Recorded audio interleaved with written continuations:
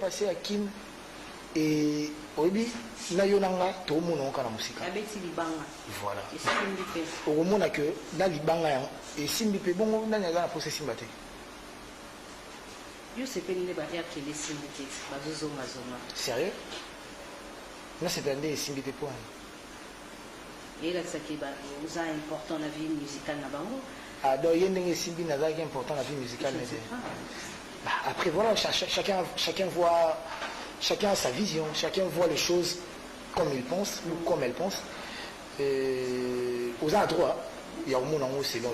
Mais moi, je sais que Abmisaki et le Renault le Biona, on a besoin de la posta qui est en haut. Pour que les gens qui Abmisaki le on a besoin de poster en bel bossou. On a posté on a réseaux sociaux, on a tout. Oui, pourquoi on a posté qui en haut? Parce que ça ne me dérange pas.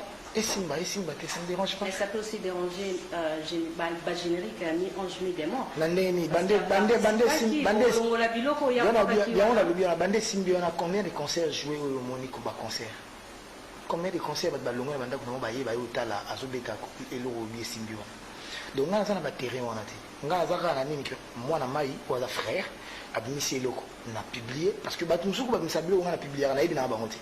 Tout ça les relations mon gars bonjour ah vous t'as c'est là na misini na ngabo na biso c'est la promo na social media na zoka na poster et boni animateur ou à travailler qui n'a pas tout à la maison mère tu vas depuis là avant on nous travaillons ensemble et on était frères donc voilà on reste frères qu'on soit ensemble ou pas et après maintenant il a eu à travailler dans l'album si en dernier lieu d'être décidé là-bas na mai tout un mouvement si on va garder ça ou pas ceux qui battent oh pour bateau va décider ba mission na bazon je me suis en ambulance. Sérieux? Bien sûr. Sérieux? Voilà. Bon, c'est mieux qui voit là. Et ça, c'est parole d'honneur. On a appelé ça parole d'honneur pour la Bercy. Donc, on a appelé ta musique, on a appelé ça parole d'honneur pour la Bercy. S'il vous plaît. Comme on a un terrain, on a la hypocrisie. Très bien. Donc, on a bandé le Kolobano. Naïe. On a ba au bazar. Donc, on est dans ça, donc, bazar, on a quoi que bazar important. Mais ils ne sont pas dans mes calculs. Donc quand moi je rentre au studio pour faire un album, je ne calcule pas tel est là, tel n'est pas là. Pour preuve, j'ai commencé l'album, Ambulance était là aussi, J'irais c'était là, Mfoulouz était là, et les autres. Je l'avais fini à Paris, ils n'étaient plus là. Tu penses que ou peut-être ils allaient. Ils ont décidé de est-ce que ça sera facile de pardonner Charlie Pakalingumba? Qui lui a dit que moi j'ai un problème avec lui? Peut-être il se trompe. Baza est belé dans la bande pour bazo kanisa makambo. Dans avant dibo bazo kanisa makambo selon lui. Donc ngande na vandi bo. Nazara kanda nae. Ah, ta nzamba ça. Arozon anende ambulance. Et yo kanga na sisa. Ngande nazabo nakoki ko pesa perte de temps wana ti. Excuse-moi, parce que moi je suis à la télé, tu c'est dénaturé.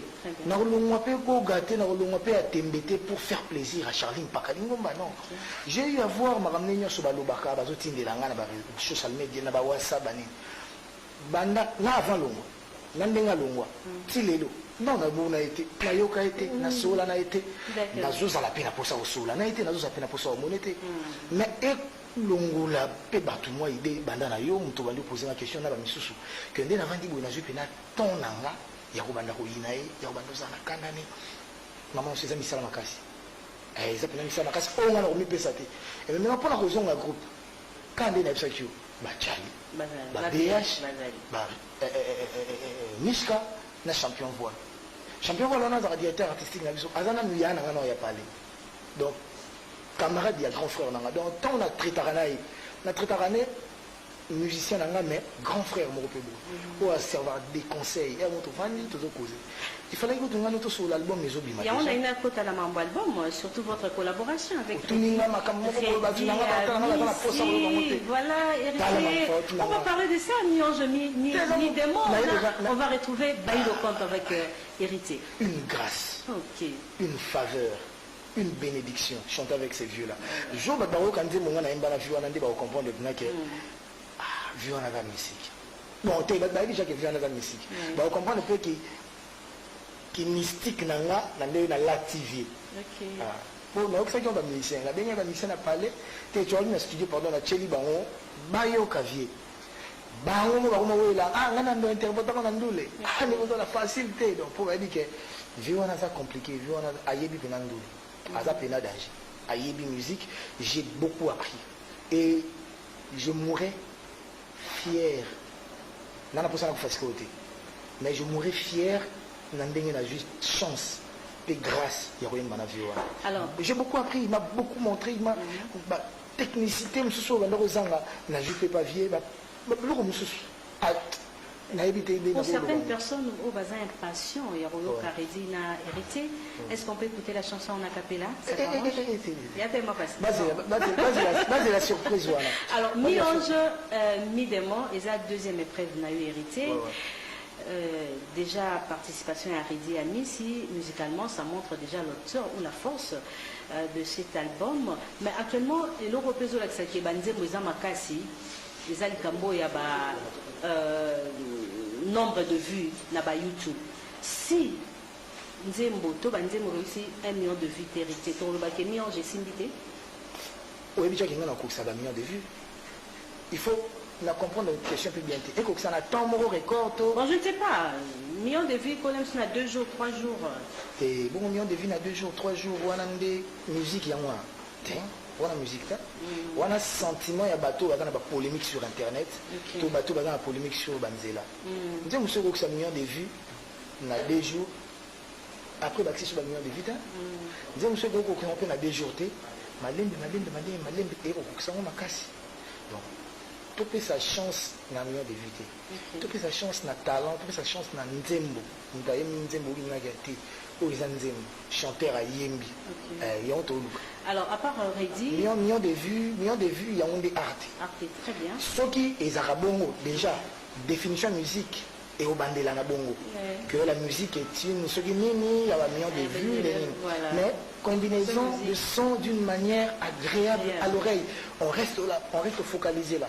Bateau, il y a une chance, il y a aussi un million de vues. Ça, un million de vues. Et nous, déjà j'ai des chansons à 10 millions de vues, j'ai des chansons à 5 millions de vues. Wazé Kossi a participé dans l'album jusque là non. Non, pas encore. Non, pas encore. Voilà. Alors d'accord. Alors Nicolo Eza Moutounio Sazolinga Loba a mené le Kwasika.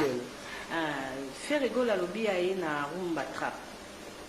Héritier n'a mis 11 000 des mois et n'a mis Sika. Où tu restes seulement héritier à DDD, héritier à Betifo. Papa chéri est en Rumbani. Papa chéri est en Rumbani. Tes regards sont te toucher, c'est ça mon problème. On est à Rumbani. Yahweh, Yahweh, papa. Yahweh, moi tout qui est à l'école, avec de la forêt, blandé un peu bien Rumbani.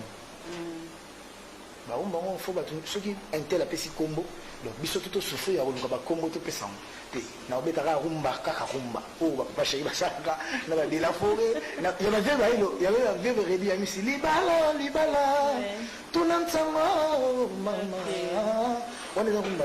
Actuellement comme si na rumba. Il est basé la betara rumba. Actuellement tous en attend il y a Odemba fiesta. Tous en attend il y a paix Wenge musique à maison mère na Weranson.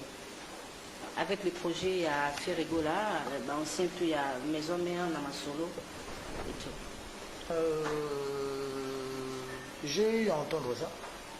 J'ai pas été contacté. Donc voilà. Dès on a profité pour mes condoléances dans la famille à Charlie Balaka. On a temps où il a été, mais on a toujours. Bien sûr. Kotika fleur na tombe nae tout ça une émission mobu atunanga makambo wana qu'est-ce que vous pensez de nos anciens wenge na vieux que moi lien zala moi loko mo peut ensemble bani na en pleine émission na répondre à leur c'est pas un projet que moi je peux porter parce que na wenge de tozaki je voudrais pas dire que j'étais le plus jeune mais je suis parmi les plus jeunes et peut-être les plus jeunes. Voilà. Et projet, on avait un chef, on avait des chefs. C'était établi. Tu as dit Jackie Bayaya, tu as dit japonais maladie, tu as dit Flamme Kapaya Badea, tu as dit Frère Richard Depou, chef d'orchestre, tu as dit Babindo chef de répétition, donc on a Emile, on a Kakol. Donc, du coup, on a porté projet à Bongoté. Mais il s'est avéré que l'un des chefs a porté projet à Frère Richard Depou, que je félicite même pour sa chanson qui vient de sortir. Tant qu'il y a un projet bon, on a évité pour tout n'a pas pas tuer RFI. Est-ce que le projet a contacté qui le roi de la forêt pour tout matato qui taboule, il y a maison mère et le roi de la forêt. Tu peux pas faire quelque chose pour tuer les bandes pour surtout les anciens de la musique à maison mère. Comme si le projet est rejeté vers Weranson. Il y en a bien. Il y en a bien. Il peut pas y avoir du Wenge Maison Mère sans que Weranson soit inclus. Ceux qui ne chutent pas là, gloire à Dieu. Bon, tant que nous ne pas de la forêt, parce qu'on a un projet bon. Projet Moueza Kitoko, qu'on revoit encore d'artistes, mais. Si vous avez tapé tout ça, combien chanteur au Tchanzembo. Et vous avez combien de temps? Les 7 Nzembo nae? Ah, il y a Machura, il y a vos Nzembo. C'est bon, nous avons dit que nous avons ligne d'énergie, il y a autant de choses dans la pinga, ceux qui ont un logo salati. Donc, bien, ils ont projet bien, talent nous c'est bon. Imagine Ferif qui fait un projet, mais c'est bon, déjà Nzembo. Vous avez beauté dans le japonais maladie, Nzembo. Serge Mabiala, Emilia Alias, mixité, Lacoste, Jesus. Problème, c'est que vous avez bon, bande connaissons sur qui a prêt ton mot oui, surtout sans maison mère. Bandepo, qui a prévu, je cite Brigade, il y a toujours là-dedans, il y a quelques artistes à maison mère, surtout yo. Azan toujours na nini? La Kanda. Kanda Yadan. Surtout yo. Ah, Kanda ici la tête. Nous on a un camarade n'est pas dans la Kanda. Ah, on a un camarade n'est. Vous avez pas connu. On a un camarade n'est. Bah, vendre na boisson là dedans. Bon, si vous avez un Canada, est-ce que vous avez un Canada? C'est un grand artiste que je respecte. Quand il vient chez vous, il a un langage à bien. C'est juste ça. Parce que tout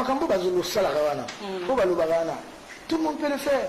Tout le monde peut parler. Quand on a tombé à ma solo, il y a la maison mère, on n'a pas exclu rien. Dirango fait partie de l'ancien maison mère. C'est vos projets, mais si quoi, il y a un projet, on a un loba. Mais il y a un bon maestro Fabregas.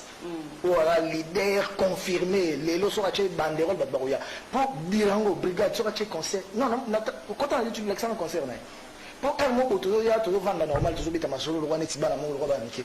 Vous avez YouTube, si vous avez un quota, ou de l'acception, vous avez un concert, il y a aussi au bête à Nicolo, ou à Tchaki Bandrol, 10, 20, 30, 50 $, bah longue, bah soukoli, bah repassé, bah lati, bah foutu transport, s'il vous plaît. Au poser la question, sauf aussi qu'on a pu s'exprimer. Oui, brigade en concert à Chetemba,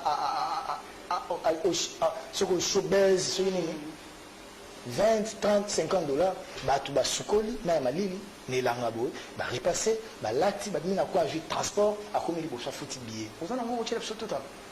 Mais pourquoi quand les gens se déplacent, bah il y a un plateau, vous voulez réveiller les anciens démons qui dorment? À sa frère, tout ça, bandeko. On a eu maman, on a eu papa, peut-être que, et là, on ça que incompréhension entre le frère, ou à Kendabo, ou à Kendabo. Mais ils ont raté qu'il y a un plateau, il y a un makambo. Ceux qui, Tobito Zonga, na Kibobiso, il y a un autre qui est sans succès, brigade dans la seconde zone, dans l'orchestre avant. N'est-ce pas?